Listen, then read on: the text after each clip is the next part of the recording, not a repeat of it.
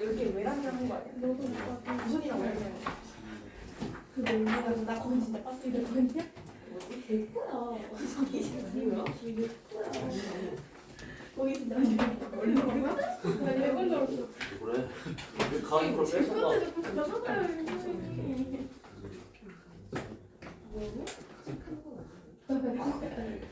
좋아.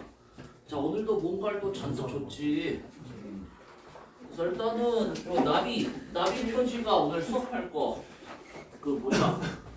나비 표지가 오늘 그 너와 나만의 시간하고 그거 누가 하늘을 보았다는가 요거 이제 수업할 거고, 다음에 이제 이전에 2차 교재에 교과서에 지금 문제가 없죠. 그래서 그 지난주 프린트에 붙은 거하고 그다음에 오늘 준 거 그 교과서에 지원돼 있는 문제하고 다음 주 토요일까지 싹 풀어오면 된다. 알겠지? 다음 주 클리닉은 없어요. 다른 거 공부해. 그리고 우리는 토요일부터 시작이야. 그러니까 따로 이제 클리닉을 다음 주에 하지는 않고 너네가 그 숙제를 잘 해. 알겠지? 시험 전까지 숙제를 잘 해서 다음 주 토요일에 이때 오라고. 그래서 와가지고 숙제 검사도 하고, 그다음에 이제 다음 주는 너네들 그 외부 지문으로만 이루어진 문제를 이제 풀면서 질의응답하고 간단히 이제 설명할 거 있으면 하고, 그다음에 이제 일요일에 찍고. 알겠지? 혹시 뭐 나는 다음 주도 클리닉 하고 싶다. 없죠? 다음 주 토요일에 이제 단체 클리닉을 한다. 이렇게 생각을 하면 될 거야. 그때 이제 외부 지문하고 이제 그런 거 집중적으로 질의응답까지 다 싹 다 받을 거니까. 그다음에 이제 오늘 수업 마치고 2차 파트를 볼 건데 2차 파트가 이제 진짜다. 2차 파트가 진짜다. 의문 문제는 그 작년 너희 학교 기출 문제가 들어갔고요. 그 다음에 이제 그 뭐야 이제 모든 지문 다 포함된 이제 완전체란 말이지. 그래서 이제 오늘 거 잘 보는 게 중요하다. 그다음에 오늘도 의문에서 성적이 좋지 못하다. 지난주는 어려웠던 거 인정하는데 오늘도 의문에서 성적이 좋지 않다. 그러면 이제 수업 마치고 같이 홍 선생 가자. 등급 도와줄게. 홍 선생 갖다 버리고 와야지. 왜냐면 작년 너희 학교 의문이 1학기 기말고사 시험 범위였는데 니네는 1학기 중간이 어렵고 기말 쉽단 말이야. 그래서 이제 기말에 의문춤 출제에 대해서 엄청 쉬웠는데 그것도 성적이 안 나오면 뭐 홍 선생 가야지 어떡하겠니. 더 이상 그러면 이제 우리랑 함께 할 수가 없는 거라고. 알겠지? 그래서 니네 직보 일요일 2시간 알죠? 왜냐면 일요일에 내가 수업시간 빈 데가 2시밖에 없으니까 그냥 그때 오고, 토요일에 이제 10시, 일요일에 2시간. 다음 주에 이제 2번 온다고 생각하면 돼, 주말에. 알겠지? 그래서 이제 그 일단은 학교 안에서 1등급 받는 것도 목표고, 그 다음에 학원 내 다른 반 놈들을 박살내는 것도 목표고. 알겠지? 자, 그래서 오늘 요 누가 하늘 보았다 요것부터 봅시다.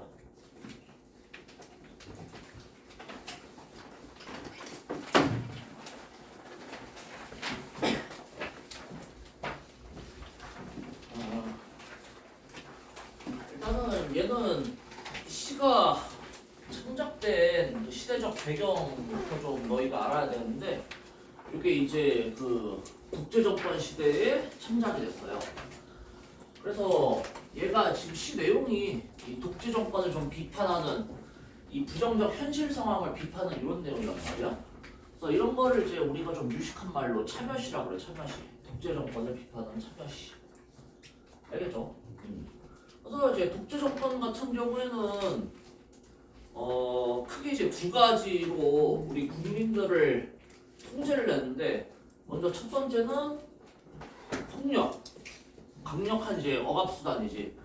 그래서 이제 말 안 듣고 자꾸 시위하고 데모하고 자꾸 무슨 모임 만들어가지고 국가에 반항하고 이런 사람들은 저기 그 남산에 그 남영동 대국민실로 끌고 가가지고 여기 천장에 거꾸로 매달아. 그리고 이제 코에다가 이제 썰렁탕 국물을 막 이제 들이붓는단 말이죠. 여기 고문이거든. 그래서 그거를 이제 우리가 코롱탕이라고 해요. 코롱탕. 그런 식으로 이제 사람을 통제하든지 아니면은 이제 막 기만을 해요. 사람들 이제 기만을 해. 너희들은 지금 뭐야 우리들의 통제 아래서 되게 이제 잘 살고 있다. 우리나라 지금 엄청 좋다. 옛날에 지금처럼 인터넷이 없으니까 우리나라 사람들은 다른 나라가 어떤지 잘 모르거든. 다른 나라 상관을 잘 몰라. 그래서 이제 그걸 이용해가지고 우리나라 지금 엄청 좋다. 다른 나라 가면은 이제 뭐 밖에 돌아다니지도 못한다. 우리나라가 정말 좋은 나라다. 이런 식으로만 이제 국민들 이제 세뇌시켰단 말이야. 그래서 우리는 이제 지금 볼 이 시 같은 경우는 그 두 번째 국민들을 이제 기반하는 그런 행위에 대해서 비판하는 내용이다. 이렇게 이제 생각을 하면 된다고. 알겠죠? 네, 봅시다. 그래서 누가 하늘을 보았다 하는가? 누가 구름 한 송이 없이 맑은 하늘을 보았다 하는가? 하고 얘가 문제를 제기하는 거야. 그러니까 지금 상황이 사람들이 우리는 하늘을 보면서 살고 있어. 응? 그러니까 자유롭고 평화로운 세상을 보고 그 안에서 살고 있어. 라고 사람들이 생각을 하니까 거기다 대고 지금 문제를 제기한다고. 누가 봤다고 하는데 누가 구름 한 송이 없이 맑은 하늘을 보았다 하는데 자 그래서 이게 뭐냐면은 서리적 표현이지. 그러니까 이게 누가 봤는지가 궁금한 게 아니죠. 누가 하늘을 본 게 궁금한 게 아니라 아무도 보고 있지 않다라는 걸 강조하는 거잖아. 그래서 이게 서리적 표현이 되는 거고 또 이제 물음의 방식을 통해서 문제 상황을 제기하고 있는 거고. 알겠지? 자 그래서 이제 뭐 지난주부터 추석 달 때는 항상 내가 그 부정적 시어는 요 이제 세모 표시를 달고 있단 말이야.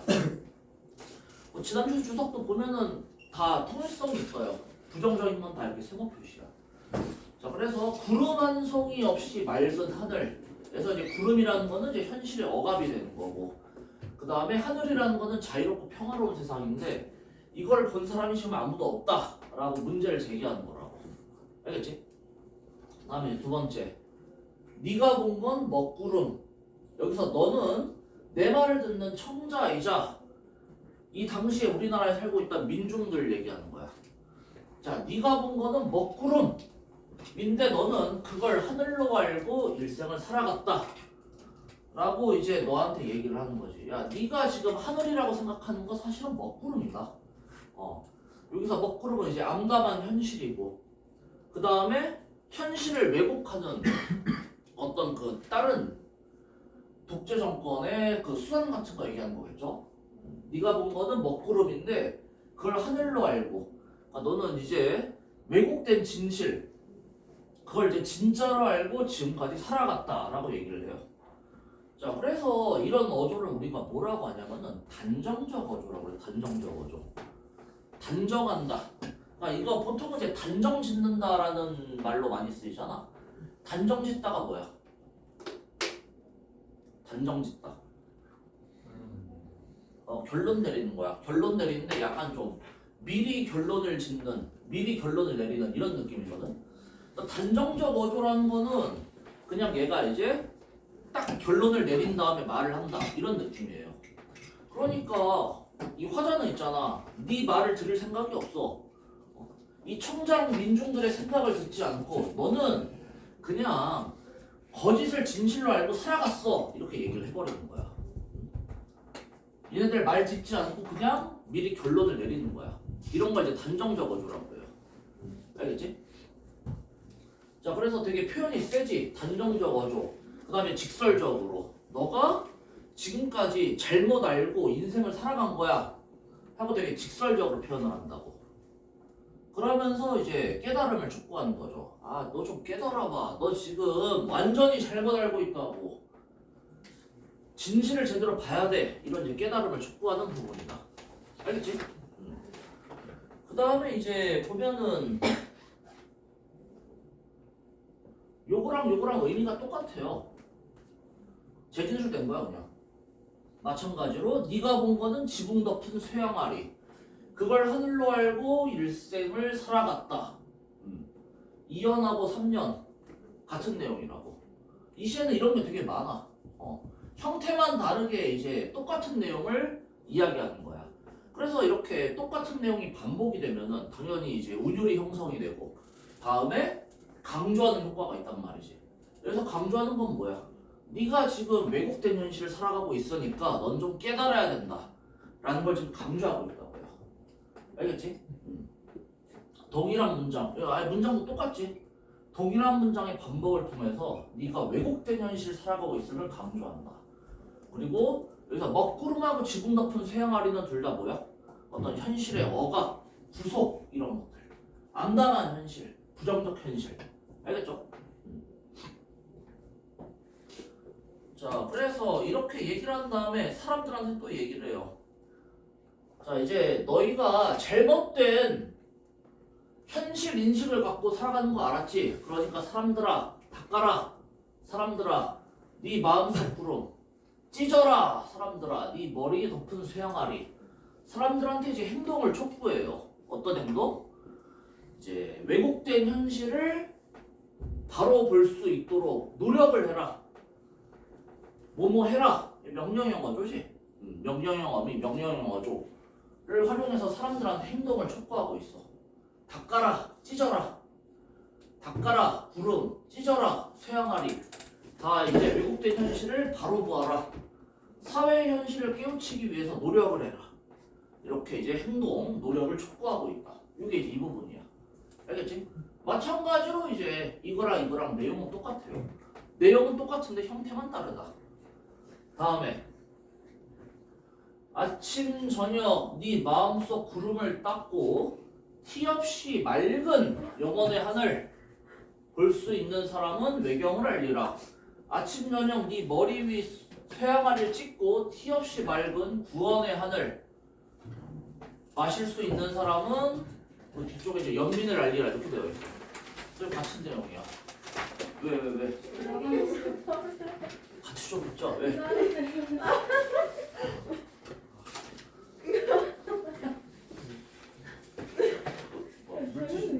네 가랑이 붙여서 폰스를 넣어야 되는데? 물티슈 없나? 네가 내가 들은 거야. 아니 이거 원래 처음 나왔어. 왜요?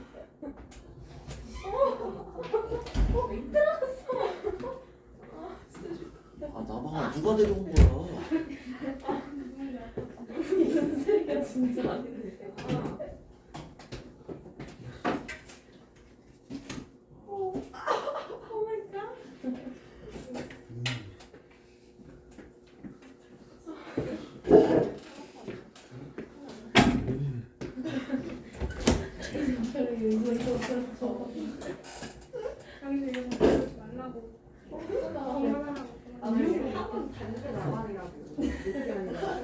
우리가 봤어?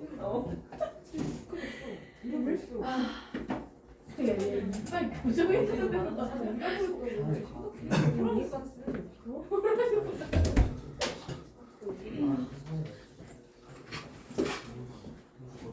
몇 년 전에 이제 저런 거 있으면 막 소리 지르고 막 그랬는데 이제 막 보면서 웃고 있네 막. 서구정도 아니고 나방을 좋아해. 알겠지? 아니 지금 이렇게 진지한 내용을 하고 있는데 자 그래서 자 니네가 생각했을 때 아침 저녁 네 마음속 구름을 닦을 수 있는 그다음에 뭐 네 머리 위 새항아리 찢는 거 이런 게 이제 어떤 사람 얘기하는 거야? 이게 그 위쪽에서 얘기한 대로 이 화자가 시키는 대로 현실을 이제 바로 본 사람들 얘기하는 거겠죠. 그래서 네 마음속 구름을 닦고 티 없이 맑은 영원의 하늘 볼 수 있는 사람. 그 다음에 네 머리 위 쇠항아리를 찢고 티 없이 맑은 구원의 하늘 마실 수 있는 사람이 이제 또 같은 사람을 의미하는데 이게 바로 이제 위에서 화자가 촉구한 행동을 하는 사람들. 현실을 이제 바로 보는 사람들 얘기하는 거야. 그래서 그런 사람들은 이제 외경을 알 것이고 다음에 이제 연민을 알 것이다라고 이렇게 이야기를 하고 있어요. 자, 그래서 여기서 약간 표현상 특징 좀 잠깐 보고 가면은 보면은 이제 원래는 여기 맨 위에 하늘이 구름 한 송이 없이 맑은 하늘이었잖아. 근데 그 하늘이 여기에서 이제 티 없이 맑은 영원의 하늘, 그 다음에 티 없이 맑은 구원의 하늘, 이렇게 뭔가 반복이 되는 것 같은데 살짝 바뀌었지. 영원의 하늘, 구원의 하늘 이런 식으로. 그래서 뭔가 이제 똑같은 게 반복이 되는데 살짝 이제 바뀌는 거. 느낌이 이거야. A가 한 번 더 나오는데 완전 A는 아니고 A 프라임 요 정도. 이런 거를 이제 우리가 뭐라고 하냐면 변주라고 그래. 변주. 알겠죠? 변주. 여기에서는 이제 시어의 변주가 일어난다. 또는 이제 뭐 19, 9절의 변주가 일어난다. 이런 식으로 이제 우리가 표현할 수가 있는 거죠. 알겠지? 그래서 보통 이제 선택지로 나오면은 변주, 그냥 변주되고 있다 이렇게 쓰이기도 하지만 반복과 변주가 일어난다. 이런 표현이 많이 나와요. 반복과 변주. 알겠지? 변주는 개념을 꼭 기억을 해둬야 돼. 이거는 이제 너네 수능 끝날 때까지 계속 볼 거기 때문에 변주 어떤 느낌인지 알겠어? 반복이 되는데 완전 똑같이 되는 게 아니라 살짝 바뀌어서 이런 걸 이제 변주라고 합니다. 자, 그래서 다시 여기 내용으로 돌아오면은 이렇게 이제 현실을 바로 볼 수 있는 사람들은 이제 외경을 알 수가 있대요. 여기서 외경이라는 거는 동경하면서 두려워한다. 요거를 이제 외경이라고 하거든. 근데 여기에서는 이제 그 노력 끝에 얻게 되는 어떤 그 냉철한 현실 인식 이런 걸 이야기를 해. 내가 이제 현실을 바로 보게 되면은 이제 냉정하게 사회를 바라볼 수가 있을 것이다. 이렇게 얘기를 하는 거고, 그 다음이 이제 중요한데, 이런 사람들은 이제 현실을 바로 볼 수 있게 되면은 연민을 알 수가 있다라고 되어 있어요. 자, 보면은 이제 너네들 약간 그 구성이 이상한 걸 볼 수가 있는데, 여기에서 외경을 알리라 보면은 뭐뭐 할 수 있는 사람은 외경을 알리라. 그래서 이렇게가 한면으로 되어 있잖아. 근데 이제 뒤쪽에 연민을 알리라 같은 경우에는 지금 내가 그 페이지가 모자라서 뒤로 넘긴 게 아니라 애시당초의 시 구성 자체가 얘하고 그 다음에 요 연민을 알리라고 연이 달라요. 연이 달라. 그러니까 일부러 이제 의도적으로 이렇게 배치를 한 거라고. 알겠지? 그래서 우리 이거 비슷한 거 배운 게 뭐가 있냐면은 우리 의도적 행갈이 배웠잖아. 방문객 하면서. 그때 의도적 행갈이, 그러니까 이제 행을 바꿀 필요가 없는데 일부러 바꿔서 얻을 수 있는 효과가 뭐라고 그랬어? 강조라고 그랬잖아. 그렇지? 맨 앞에 나오는 단어들은 이제 강조가 된단 말이야. 자, 그리고 이제 얘도 그거랑 비슷해요. 자, 이런 식으로 원래 같은 연에 와야 되는데 일부러 이제 행이 아니라 연을 바꾸는 거. 이런 걸 이제 우리가 뭐라고 하냐면은 행간걸침이라고 해. 행간걸침. 여기 써놨죠? 행간걸침. 행간걸침이 뭔지 알겠지? 굳이 지금 연을 나눌 필요가 없는데 일부러 연을 나눴어. 효과는 의도적 행갈이랑 똑같아. 이 봐라, 또 저 문학 개념 설명하니까 바로 눈 감기지. 응? 그래서 너희들은 이제 에어컨 맛을 이미 보여주고 있는데 왜 졸지? 아, 이 날이 더워져가지고. 알겠지? 행간걸침. 그래서 효과는 마찬가지로 연에 내가 강조하고 싶은 것을 연의 맨 첫머리에 넣어가지고 이거를 이제 또 내가 강조를 하는 거야. 알겠죠? 그런 사람은 이제 뭘 알 수가 있냐면은 연민을 알 수가 있다는 거죠. 연민을 알리라. 왜 연민을 알아? 연민이라는 게 이제 동정하는 마음이잖아. 그래서 이제 진실을 깨달은 다음에 우리는 우리 민중들이 정말 힘들게 살고 있구나. 굉장히 이제 억압적인 상황을 살고 있구나. 그래서 이제 그러한 삶을 살아온 민중에 대해서 안타까운 연민을 느낄 수가 있다는 거죠. 어떤 느낌인지 알겠나? 그래서 진실을 깨닫고 우리는 억압 속에서 고통받는 삶을 살아온 민중에 대한 안타까움, 이제 연민을 알 수가 있다는 거야. 자, 그래서 우리가 어떻게 살아가냐면은 차마 삼가서 발걸음도 조심, 마음을 뭐하느냐? 삼가다가 이제 행동을 되게 이제 조심스럽게 하는 거. 그러니까 다 이제 조심조심. 마음도 우리가 이제 우리 꿈을 마음껏 못 펼쳐. 마음도 되게 조마조마리며 이렇게 이제 살아간다고. 이게 이제 자유와 평화가 없는 세상에서 조심스럽게 살 수밖에 없는 슬픈 현실을 보여주는 거지. 왜냐면은 조심스럽게 안 살면은 저기 이제 끌려간다고. 끌려가서 고문당하고 이제 변사체가 된다고. 알겠지? 그래서 이제 그런 상황을 나타내는 거고요. 다음에 서럽게 엄숙한 세상을 서럽게 눈물을 흘려. 자, 여기에서 이제 엄숙한 세상이라고 되어 있는데 엄숙하다라는 게 뜻이 뭐야? 엄숙하다. 엄숙한 분위기라고 하면 뭐예요? 엄숙하다 하면 되게 이제 조용하고 다들 막 되게 진지하고 몸가짐 바르게 하고 막 이런 거잖아. 그렇지? 근데 이거는 이제 요거랑 연결시켜가지고 사람들이 다 어떻게 함부로 행동 못하고 조심스럽게 행동을 하니까 세상이 이제 엄숙하단 말이야. 그러니까 이게 진짜로 우리가 생각하는 그 엄숙한 게 아니라 사람들이 하고 싶은 대로 행동을 못하고 억압을 당하니까 이제 엄숙해진 거거든. 그쵸? 근데 이제 보통 엄숙하다 하면은 의미가 긍정적으로 많이 쓰이지. 근데 얘는 이제 긍정적 의미에서 엄숙함을 얘기하는 게 아니라 억압당해서 사람들이 통제당해서 억압당해서 어쩔 수 없이 이제 자유롭게 행동하지 못하기 때문에 이제 세상이 엄숙하다 이런 식으로 이제 표현을 한 거거든.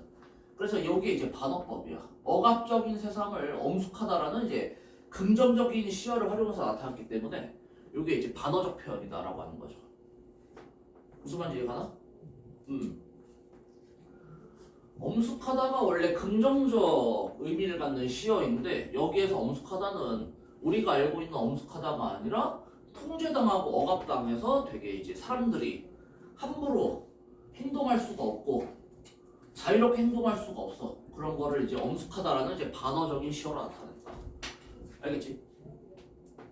자, 그래서 이렇게 조심스럽게 이런 억압적인 세상을 서럽게 눈물 흘려가면서 살아가겠다.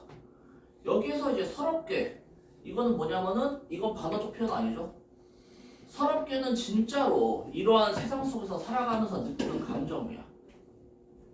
그래서 반어적인 시어를 구별을 해야 돼. 여기에서 엄숙한 세상은 반어적이 맞는데 서럽게는 실제 화자의 정서야. 이해되죠?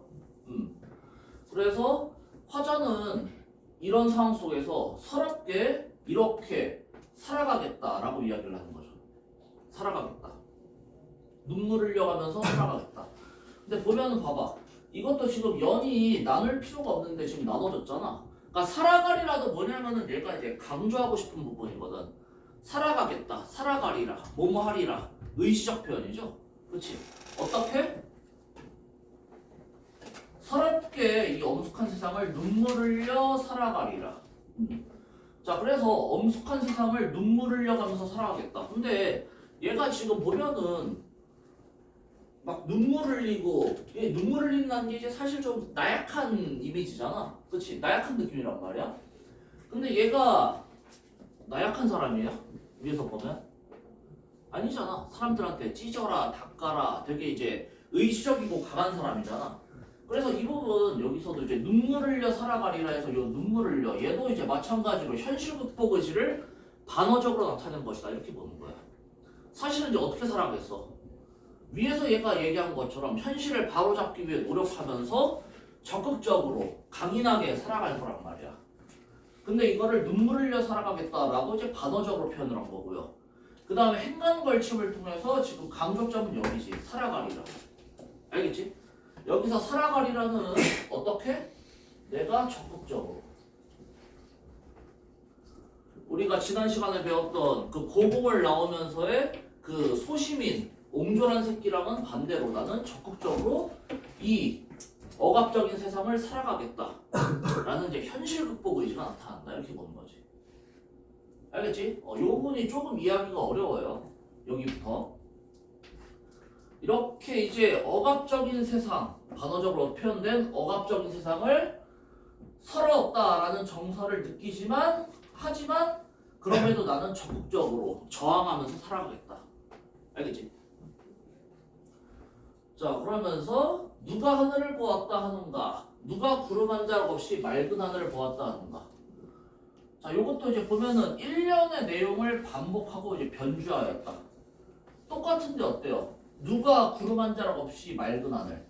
거기 1년에서는 뭐라고 되어 있었어? 티 없이 맑은 하늘이었죠? 아, 구름 한 송이 없이 맑은 하늘. 그렇지? 구름 한 송이에서 한 자락. 아주 살짝 바뀌었잖아. 이런 게 이제 변주다. 그렇지? 그리고 지금 보면은 얘가 변주된 게 1년이잖아. 그래서 지금 형태상 보면은 1년하고 요 마지막 년하고 어때? 거의 똑같죠? 그래서 시에서 처음하고 끝에가 같거나 비슷하면은 우리가 그걸 뭐라고 그래요? 수미상관, 수미쌍관, 수미상어 다 같은 얘기야. 알겠지? 그래서 수미상관, 수미쌍관, 수미상음 기법이 사용이 되면은 당연히 운율이 형성이 되고 그 다음에 처음하고 끝이 비슷하고 거의 똑같잖아. 그러니까 뭐 이제 형태적 안정감을 줄 수가 있고요. 운율도 형성할 수가 있고 다음에 강조하는 거잖아. 강조. 아직 자유와 평화를 누리고 있지 못하다. 아직도 제대로 된 하늘을 본 사람이 없다. 다시 말해서 아직도 우리는 자유를 누리고 있지 못하다 라는 사실을 이제 강조하면서 끝난다는 얘기지. 알겠지? 그래서 이제 클릭 때도 얘기했지만 여기 달려있는 주석이 무슨 내용인지 다 이해할 수가 있어야 돼요. 알겠지? 자, 그래서 마지막에 아직도 우리는 하늘을 본 사람이 없다. 다시 말해서 자유와 평화를 누리고 있지 못하다. 이걸 강조하면서 이제 시가 마무리가 된다. 알겠지? 그래서 이제 시의 전반적인 내용을 정리하자면 일단은 상징적인 기법을 활용하여서 주제를 부각시킨다. 상징적 소재들 되게 많이 사용되었지. 하늘, 그 다음에 뭐 구름, 먹구름, 쇠양알 이런 거. 그래서 이제 각각의 상징적 소재들 의미 다 알려줬죠. 하늘이 뭐라고? 하늘이 뭐 자유로운 평화로운 세상, 뭐 진실 이런 것들. 그 다음에 먹구름하고 쇠양아리는 진실을 이제 왜곡하는 것 또는 뭐 이제 억압, 통제 이런 것들을 상징하는 거고. 그래서 이제 여기 사용된 상징적 소재들 여러분들이 의미를 다 파악할 수가 있어야 되고 다음에 이미지, 대립적 이미지를 사용해서 시상을 전개하였다. 대립적 이미지는 뭐예요? 하늘하고 쇠양아리, 먹구름 이런 애들이 서로 의미상 대립이 되잖아. 이런 이제 대립적 이미지 활용해서 시상을 전개하였고요. 그 다음에 반복법을 통해서 말하고자 하는 말을 강조하였다. 반복법 여기 수비상관 그리고 그거 외에도 다 보면 어때요? 되게 많이 반복되잖아. 뭐 이런 거 그걸 하늘로 알고 일생을 살아갔다 이런 부분. 그래서 뭔가를 계속 반복해가지고 말하고자 하는 말을 강조하고 있다. 이런 것도 되고 다음에 대구식 구성의 중처. 대구식 구성의 중처 이게 무슨 말이냐면은 우리 이제 시 보면서 계속 같은 내용이 재진술되면서 시상이 전개가 됐잖아. 이런 거를 이제 대구식 중첩이라고 그래. 그러니까 2연하고 3연 대응되고 4연하고 5연하고 대응되고 이런 식으로 같은 내용의 이제 형태가 비슷한데 조금씩 이제 달라지면서 재진술되는 거 이런 걸 대구식 중첩이라고 한다. 알겠지? 오케이. 자, 그래서 누가 하늘을 보았다. 요걸 이제 같이 한번 살펴봤다. 아직 이해 안 가는 거 질문 없어? 다 이해됐어? 오케이. 그러면은 이제 너와 나만의 시간을 봅시다. 너와 나만의 시간.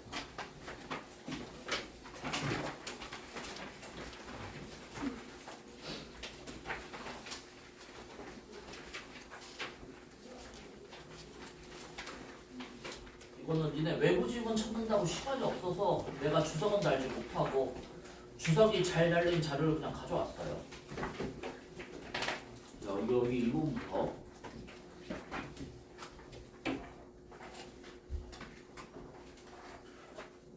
니네 이거 학교에서 수업했어? 2주 동안 그 교과서의 지문을 다 나간 거야 그러면은? 진짜 엄청 빨리 뺐나 보네. 오케이 봅시다 그러면은. 자 일단은 요게 시대적 배경이 6.25 전쟁 때죠? 6.25 전쟁 때. 자 그때 이제 인적이 없는 깊은 산속에 주대위, 현중이, 그다음에 김일병 얘네가 이제 낙오가 되었다. 낙오된 상태에서 이제 남쪽으로 이동을 하는데 여기서 이제 주대위라는 사람이 다리를 다쳤어요. 제대로 못 움직여. 그랬더니 현중이라는 애가 이 새끼가 짬도 안 되면서 주대위한테 스스로 목숨을 끊어서 다른 사람의 짐을 덜어달라고 압박을 해. 얼마나 이제 비인간적이냐. 가가지고 밤에 되는데 은근슬쩍 지나가서 죽어. 막 이렇게 얘기했다는 거 아니야. 얼마나 비인간적이냐.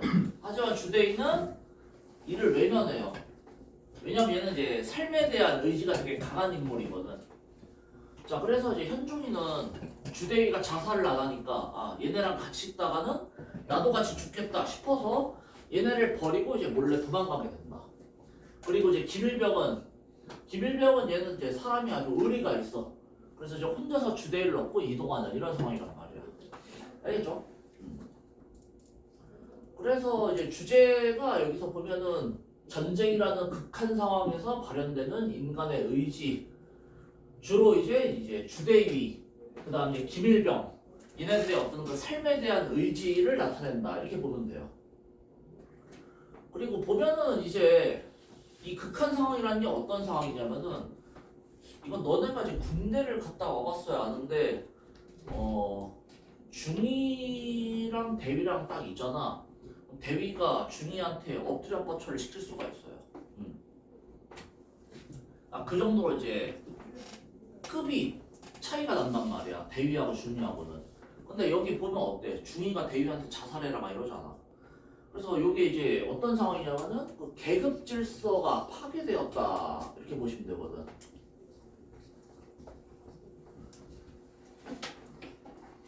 이게 일반적인 상황에서 꿈도 못 꿀 일이라고. 중이가 대위한테 자살하라고 이제 은연중에 시키는 게. 근데 지금 워낙에 이제 극한의 상황이다 보니까 이러한 이 사회에서의 어떤 그 계급, 질서 이런 게 이제 파괴된 상황이다. 그러니까 이제 굉장히 힘든 극한의 상황이다. 이런 걸 이제 보여주는 거라고. 알겠죠? 자, 그래서 줄거리 보면은 김일등병도 군복 바지와 군화마저 벗어버렸다. 맨발로 산길을 걷기가 힘들다는 걸 모르는 바가 아니었다. 하지만 우선 신발이 천근만근 무겁게 여겨져 견딜 수가 없는 것이다. 우리 이제 남학생들 한 3년 정도 있다가 직접 몸으로 느끼게 될 텐데 군화가 엄청 무거워요. 군화가 이제 한쪽이 무게가 한 2kg? 그래서 그 군화발 갖다가 여기 까이잖아. 그러면 개 아프다고 막. 요즘에 뭐 이제 구타가 사라졌으니까 뭐 니네는 체험할 일이 없겠지만 아무튼 이게 엄청 무거워 군화가. 그래서 이제 그것까지 벗어버리는 거야. 그러니까 이제 뭐냐, 군화 무게도 감당하지 못할 만큼 김일병이 많이 이제 지쳐 있다. 그 다음에 주대위를 얻고 이동하는 거에 대한 부담감이 크다. 이런 걸 이제 알 수가 있는 거죠. 자, 여기저기 발바닥이 터져 피가 내배었다. 그렇다고 이제 돌불이 아닌 고운 땅만 골라 밟을 수만도 없었다. 얘네 지금 산을 타고 있다라고 되어 있지. 산. 그래서 이제 산 보면은 돌 같은 거 많잖아. 그래서 이제 뭐 발바닥 터져서 피가 내배고, 그러니까 다 뭐냐면은 힘든 상황 보여주는 거예요. 이런 것도. 한결같이 눈에 뵈는 것은 인가 아닌 산봉우리와 계곡의 움직임 없는 굴곡뿐이요. 인가라는 게 사람 사는 집 얘기하는 거야. 사람 사는 집. 이 주석이 이제 삶의 희망으로 달려 있잖아. 인가가 왜 사람의 삶의 희망이야?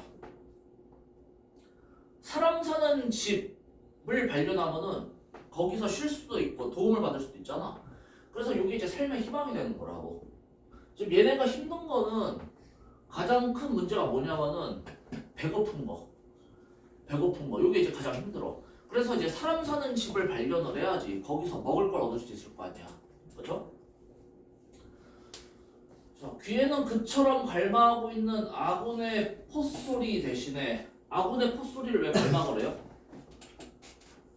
아군의 포소리가 들린다는 거는 이제 근처에 우리 편 부대가 있다라는 거잖아. 그럼 이제 거기 복귀해서 도움받을 수 있으니까. 근데 그건 안 들리고 한없이 먼 데까지 퍼져나간 고즈넉함과 기밀등병의 몰아쉬는 거친 숨소리뿐이었다. 희망이 없는 상황 얘기하는 거지. 다음에 그래도 주대위는 온 신경을 귀로 모으고 있었다. 어떤 색다른 소리나마 놓치지 않으려는 것이다. 그래서 소리를 통해서 주변에 이제 뭐 우리한테 도움이 될 수 있는 것이 있나 없나 이런 거 찾는 거야. 그래서 이제 삶에 대한 주대위의 강한 의지를 이제 보여주는 대목이다. 또한 이제 나를 이제 부축해서 이동하고 있는 요 이제 기밀등병에 대한 책임감이라고 해도 이제 맞는 말이고요. 다음에 한 번은 주대위가 저리가 물을 마시자고 했다. 기밀등병은 어디 물이 있는가 싶었다. 그러나 주대위가 말하는 대로 가보니 바위 틈에서 샘물이 흐르고 있었다. 자, 이것도 이제 일종의 일화잖아, 일화. 일화인데 뭘 보여준 일화야?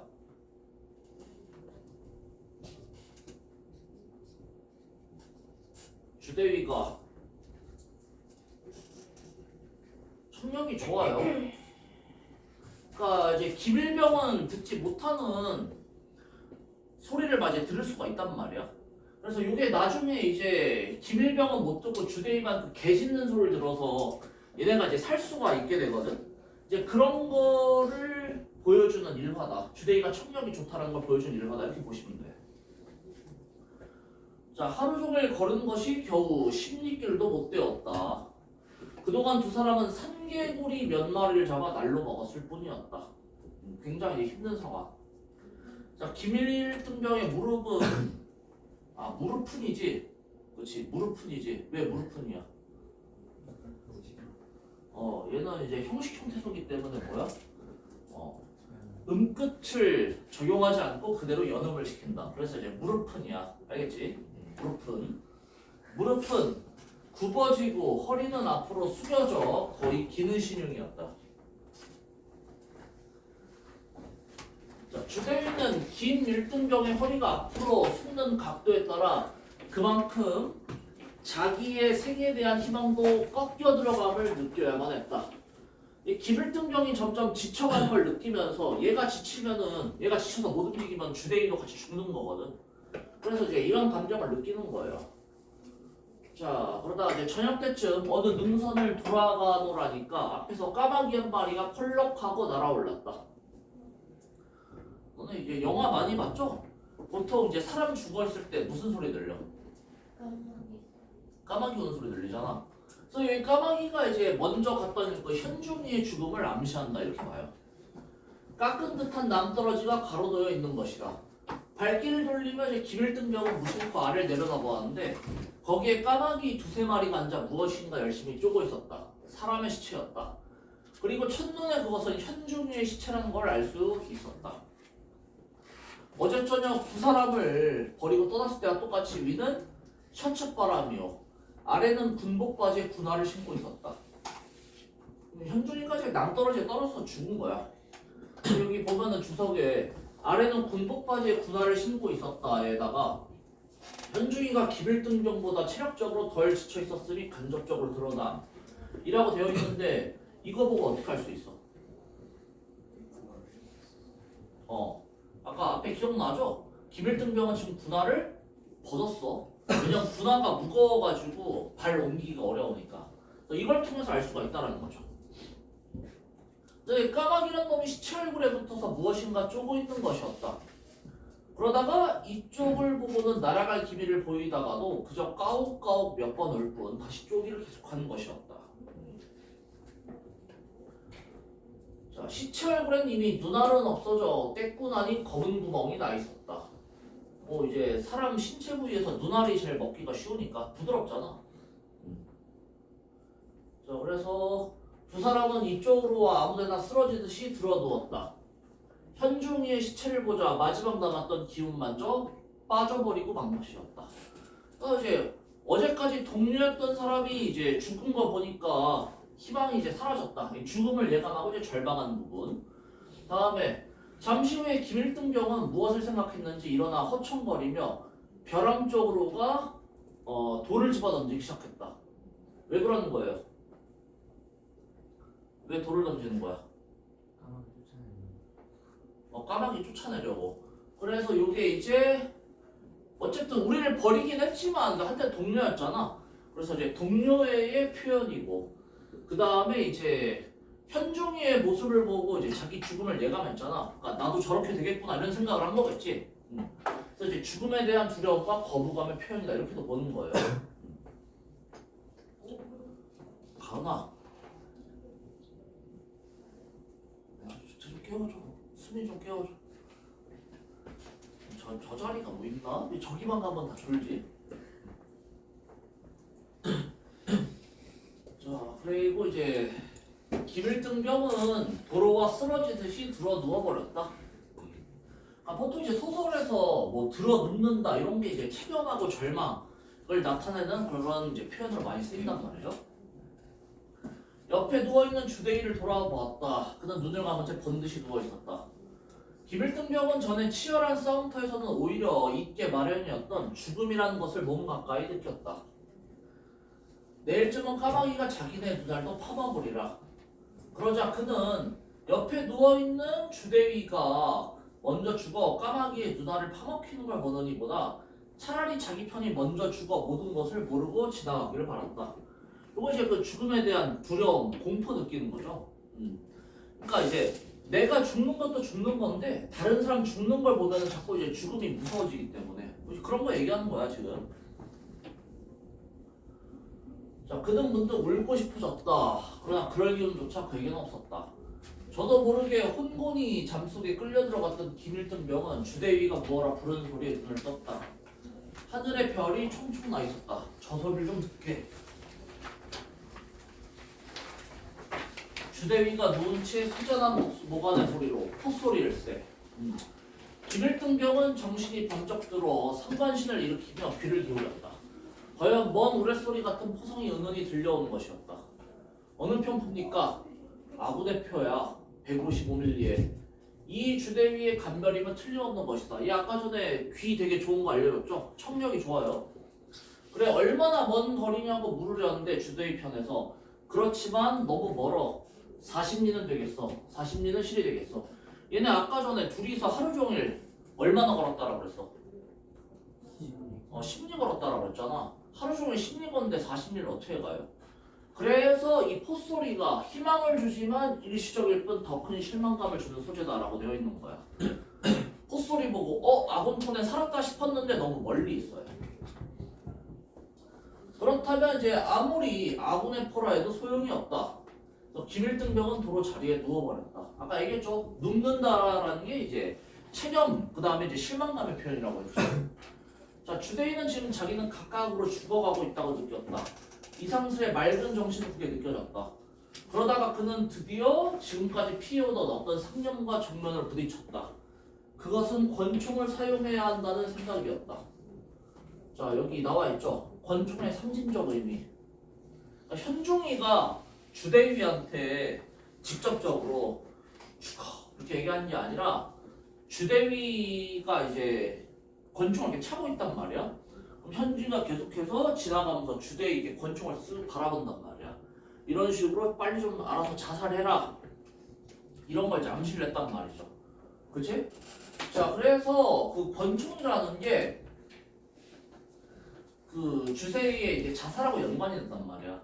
그리고 실제로 있잖아. 실제로 군대에서도 가면은 대위부터 권총을 한 자루씩 주는데 총알을 몇 개를 줄 것 같아? 총알 한 발밖에 안 줘요. 그러니까 그걸로 싸우라는 게 아니라 뭐냐면은 비상시에 자살하라고 그걸로. 그런 식으로 이제 지급을 한단 말이야. 왜냐면 대위쯤 되면은 알고 있는 군사 정보가 많기 때문에 붙잡혀서 고문당해가지고 그런 걸 털어놓느니 권총으로 자살내라. 그런 의미를 주는 거란 말이야. 그래서 이제 주대위가 얘도 이제 권총을 한 자루 갖고 있었는데 그걸 가지고 이제 자살을 해라라고 현중이가 계속 의견중에 압박을 가했던 거고 주대위는 거부를 한 거고요. 그리고 지금 와서 이제 주대위는 어떻게 생각하는 거야? 지금까지 피해오던 현중이의 압박에도 피해오던 그 생각을 이제 진지하게 하게 되는 거지. 권총을 사용해야 한다. 아무래도 죽을 자기가 진작 자결을 했던들 모든 문제는 해결됐을 게 아닌가. 첫째, 현중이가 밤길을 서두르다가 벼랑에 떨어져 죽지 않았을는지 모른다. 자, 그러니까 얘는 지금 현중이에 대해서 어떤 감정을 느끼고 있는 거야? 현중이가 이제 김일병하고 주대위 버리고 갔잖아. 뭐 거기에 대해서 원망, 야속함 이런 걸 느끼는 거예요? 그런 게 아니라 뭐야? 죄책감 느끼는 거지. 나 때문에 현중이가 죽었다. 정서 파악을 잘해야 돼요. 다음에 아무튼 이제라도 자결해버려야만 한다. 그러면 아무리 지친 김일등병이라 하더라도 혼잣몸이니 어떻게든 아군진지까지 도달할 가방이 전혀 없는 것도 아니다. 이게 이제 그 주대위의 생각이 되겠죠. 그래서 그는 김일등병을 향해 폭소리 나는 방향은 동남쪽이다. 바로 우리가 누워있는 발쪽 벼랑을 왼쪽으로 돌아 내려가면 된다. 이거 왜 알려주는 거야? 김일등병한테. 자기 이제 죽을 생각 했으니까. 너라도 살아라. 너 혼자라도 가라. 있는 힘을 다해 명령조로 말했다. 그리고 무거운 손으로 움직여 허리에서 권총을 슬그머니 빼었다. 여기가 이제 이 소설에서 위기감이 가장 그 최고에 달하는 부분이다. 왜냐면 이건 뭐야? 주대위가 실제로 죽으려고 권총을 빼들었어요. 그러니까 진짜 이 소설에서 긴장감이 최고에 달하는 상황이 바로 여기야. 권총을 슬그머니 빼어서 이제 당기려고 하는데 바로 그때 주대위의 귀에 은은한 콧소리 사이로 또 다른 하나의 소리가 들려온 것이었다. 처음엔 그도 이제 의심스러운 듯이 귀를 기울이고 있다가 저 소리가 무슨 소리지? 김일등병이 이제 고개만을 들고 잠시 귀를 기울이더니 무슨 소리입니까? 지금은 안 들리는군. 저게 이제 개 짖는 소리인데 얘가 개 짖는 소리를 딱 들었단 말이야.